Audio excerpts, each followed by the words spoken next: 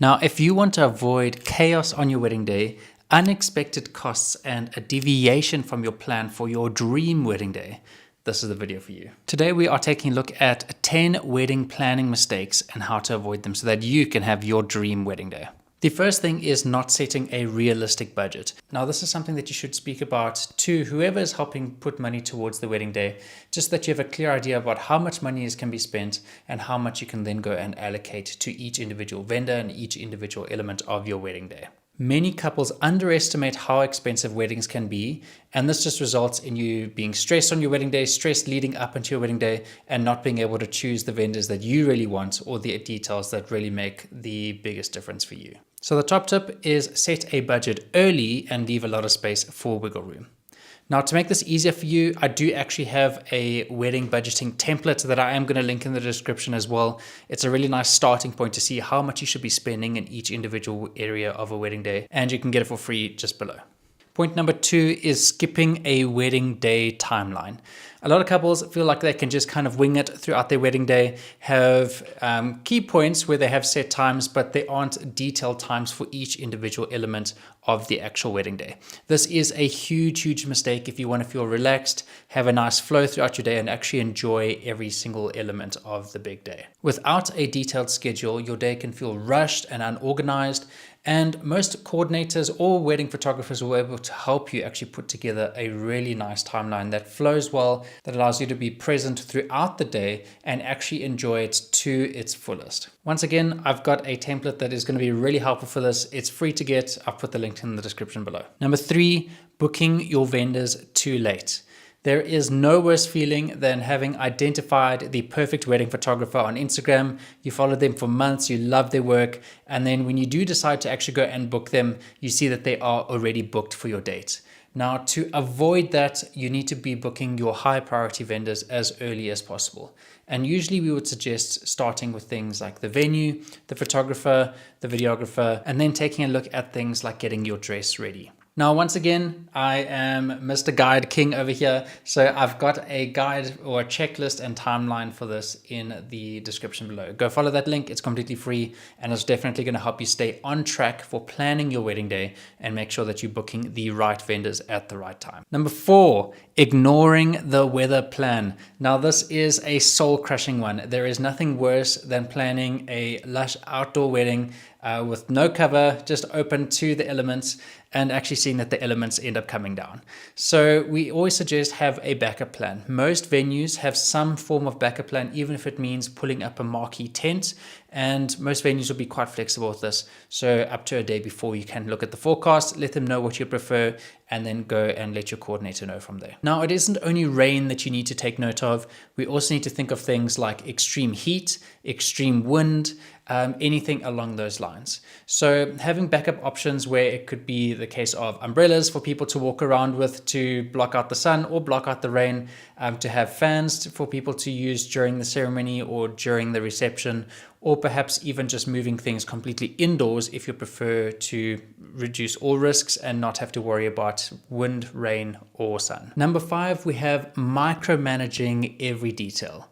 Now, I fully get it. You want your wedding day to be perfect. You want it to be as you dreamed of, but often this gets in the way of allowing your vendors to do what they are actually experts in. Now, we see it in many brides and grooms that want detailed shot lists that a photographer has to follow step by step or shot by shot. DJs who have a very specific song list that they need to follow song by song. And while all of these things are great in order to tick all of the boxes, they aren't necessarily great in terms of letting the experts dictate the flow that the day needs in order for it to seem flawless. Now, for DJs, they're going to know what songs are needed to really get the party started, what songs are going to needed to have that more emotive feel throughout the day.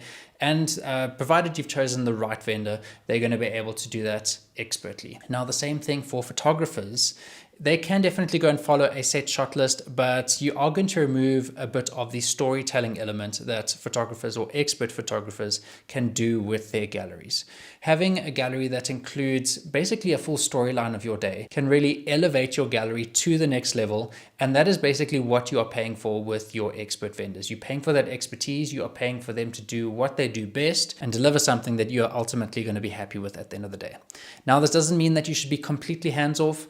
This is why why we suggest that you have a couple conversations or a couple meetings with your vendors before the big day so that you can communicate exactly what you're looking for, let them know if there are any very specific things that you need captured, but then usually give them the reins afterwards so that they can go and add to that vision of yours and really make it come to life. Now, the other element of this to take note of is that constantly nitpicking things and worrying about the small details can lead to burnout. It's going to make you worry about the details instead of the most important thing, which is actually just getting married to the love of your life, the person that matters most to you. Number 6 is a very common one, and that is not doing a hair and makeup trial before the actual wedding day. Now, in terms of timelines, it definitely makes sense to do a trial beforehand just so you know exactly how much time you need to spend on getting ready on your wedding day. But it also makes sense just to see exactly what you're going to look like. Now, if you see in the trial that you don't like exactly how your makeup has been done or how your hair's been done, that's all okay. That's exactly why you do these trials. It's so that you can make adjustments so that you look and feel your best on the wedding day. Now, a bit of a tip here is if you are going to have an engagement shoot, which we suggest you do, you should go and do your hair and trial just before you have that engagement shoot so that you can see exactly how your makeup translates into the photos that your photographer is going to be taking. This is a key element, something that is very commonly overlooked. It's a hot tip that a lot of vendors actually recommend, and most brides and grooms actually thank them for it at the end of the day. Forgetting to eat and hydrate is number 7. Now, I was guilty of this on my own wedding day. Now, we did have plenty of water and snacks throughout the day, but we didn't actually have a full meal. And the reason for that is because we were too busy having fun and partying it up with our friends and our family. Now, our venue was lucky enough to actually go and leave a little bit of like pad course or picnic food for us in our in the room that we were staying at that night, which was on the premises, which we were really grateful for. But it was a real risky decision. Now, we don't want you to feel flat. We don't want you to lose your energy throughout the day. So we definitely suggest that keeping hydrated, keeping energized with the right food throughout the day is going to allow you to enjoy the day to its fullest. Now, if you do have a bit of a rush timeline and you don't have time for a full meal, which is basically what my wife and I noticed, at least have a little bit of a picking just so that you can still keep going throughout the night, or pack a couple gummies just so that you've got a little bit of sugar going through you so that you can still keep the energy up. Number 8 is sending invitations too late. Now, this is something that a lot of people can put off. Some people actually send it too early, which is its own mistake, but sending too late is something that we see very commonly in the wedding space. Now, the main thing that you may notice here is if you do send an invitation too late, perhaps some of the closest people to you won't be able to make it if they have any prior engagements that they need to go to. Now, this is particularly important if you are having a destination wedding or if people just need to travel in general to your wedding. People need to organize travel itineraries. They need to go and book accommodation, and just giving them more time to plan for that allows them to get their best deals so that you have more of your favorite people joining you on your wedding day. Now, as a general rule, we suggest that you save the dates about 6 to 12 months before and send actual invitations about 8 to 10 weeks before your actual wedding day. Number 9, another one that I've been guilty of is not breaking in your shoes. Now, I did try to do this a little bit, but I could have spent a lot more time on this. If you are doing dancing in your shoes, if you are going to be spending the whole day in them, which most couples are, then you definitely need to have these broken in beforehand.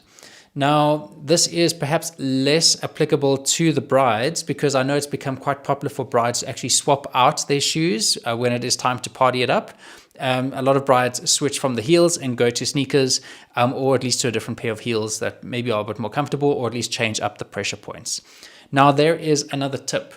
If you feel like you are going to be screaming wearing the same shoes throughout the whole day, why not pack another pair of shoes, even if they look quite similar, to switch out halfway through, just because that is going to change the pressure points on your feet and it is going to allow you to keep going for that much longer. But the main tip here, break in those shoes. Wear them around the house, wear them out the house as much as possible. Obviously, you don't want to overwear them because you don't want to get them scuffed and too worn, but it is definitely worthwhile to spend the time breaking them in so that you can enjoy your wedding day just that much more. And the last point number 10, is trying to please everyone.